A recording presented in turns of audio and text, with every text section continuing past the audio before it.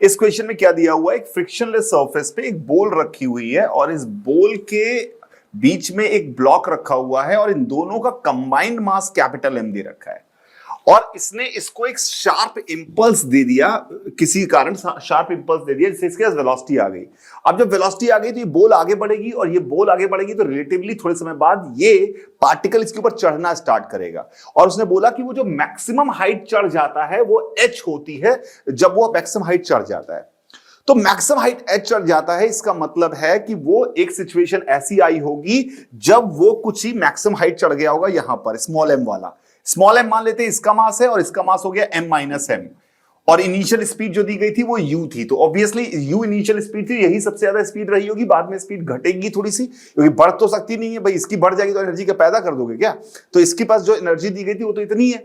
तो अब ये यहां पे चढ़ जाता है तो they will definitely acquire a common velocity, they will definitely acquire a common velocity. तो मेरे दिमाग में एक बात आई कि भाई साहब ये मुझे पता है कि कॉमन वेलोसिटी अगर ये एक्वायर कर रहे हैं तो ये तो परफेक्टली इलास्टिक कोलिजन जैसी सिचुएशन हो गई।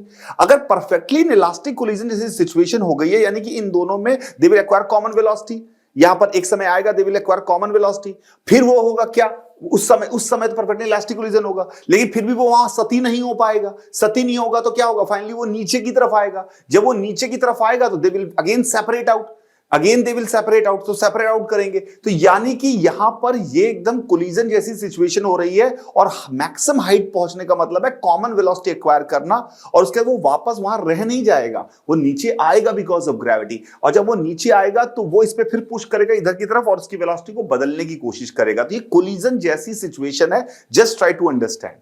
अब हुआ क्या, जब इन्होंने अपनी कॉमन वेलोसिटी एक्वायर की है तो उस समय वो अपनी h हाइट चढ़ गया। इसका मतलब है स्मॉल mgh जो हमारे पास पोटेंशियल एनर्जी आई वो लॉस इन काइनेटिक एनर्जी के बराबर होगा और उस समय कॉमन वेलोसिटी एक्वायर की है तो लॉस इन काइनेटिक एनर्जी जो होती है वो half mu v rel square होती है। तो it is equal to half mu, mu की वैल्यू हो जाएगी capital M minus small m into small m upon capital M into u square.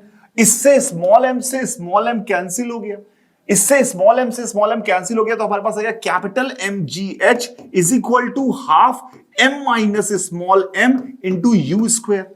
mgh is equal to half m minus m u square और half m minus m u square it was the initial kinetic energy of the ball and that was the maximum value, उसी को लेके आया था, उससे ज्यादा तो हो नहीं सकती। तो इसका मतलब मैक्सिमम काइनेटिक एनर्जी तो कैपिटल mgh है फॉर श्योर। तो ये तो बिल्कुल सही डेटा हो गया, ये सही हो गया तो डी की हमें कोई जरूरत नहीं है, यानी डी गलत हो गया, ए सही डी गलत। अब बी और सी को देखते हैं। बी सी बड़ा इंटरेस्टिंग कहानी है।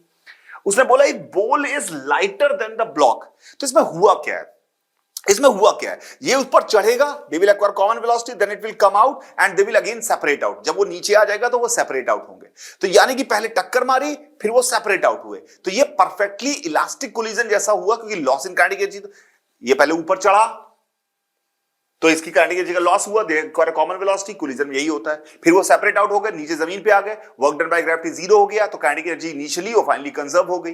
तो इसका मतलब क्या हुआ, इसका मतलब ये हुआ कि ये इन दोनों के चढ़ना और उतरने का प्रोसेस इनके लिए इलास्टिक कोलिजन जैसा है। और हमें पता है कि अगर एक स्मॉल m मास की बॉल u वेलोसिटी से कैपिटल M के मास पार्टिकल से टकराएगी और अगर इसमें इलास्टिक कोलिजन हो रहा है, अगर इसमें इलास्टिक कोलिजन हो रहा है तो स्मॉल m की बॉल जो है वो डेफिनेटली फाइनली बैकवर्ड जाएगी। लाइट बॉल अगर हैवी बॉल से कोलाइड कर रही है तो इलास्टिक कोलिजन में, तो इलास्टिक कोलिजन के बाद वो टकराने के बाद बैकवर्ड जाएगी। आपने कहा बैकवर्ड जाएगी सर, ये बात थोड़ी समझ में कम आई। मैंने कहा लेट्स सी इट भाई साहब। तो ये m वाली बॉल u से आ रही थी और ये हैवियर वाली बॉल रुकी हुई थी। अगर इलास्टिक कोलिजन हुआ and finally it has acquired a velocity v1 और इसकी वेलोसिटी हो गई v2।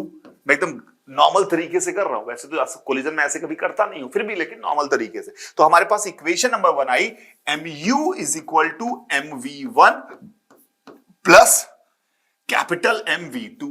ये इक्वेशन नंबर 1 आ गई।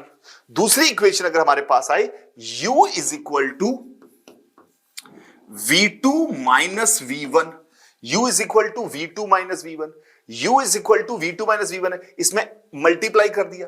स्मॉल एम का, तो small m u is equal to small m V2 minus ये क्या है, स्मॉल एम V1। अब ये mu और ये mu बराबर है, तो ये mu और ये mu बराबर है, तो हमारे पास क्या आया, small m V1 plus capital m V2 is equal to small m V2 minus m V1। Small m V2 को इधर ले गए, एम V1 को उधर ले गए, तो हमारे पास आया m minus m V2 is equal to minus 2m V1। अब स्मॉल m छोटा था तो ये नंबर पॉजिटिव होगा, अगर ये नंबर पॉजिटिव है तो दूसरा नंबर पॉजिटिव होना पड़ेगा, इसका मतलब V1 को बैकवर्ड होना पड़ेगा। इसका मतलब है हमारी हल्की चीज पहले इधर चल रही थी, बाद में इधर चल रही है, तो इसका मतलब इसने रास्ते में टर्निंग की होगी। अगर इसने रास्ते में टर्निंग की होगी तो उस समय उसकी स्पीड जीरो हुई होगी, तो बीच के एक इंस्टेंट पर उसकी स्पीड जीरो हुई होगी, and that will ensure the minimum kinetic energy which will be zero. I hope you got my point. Thank you very much. Bye, enjoy your life.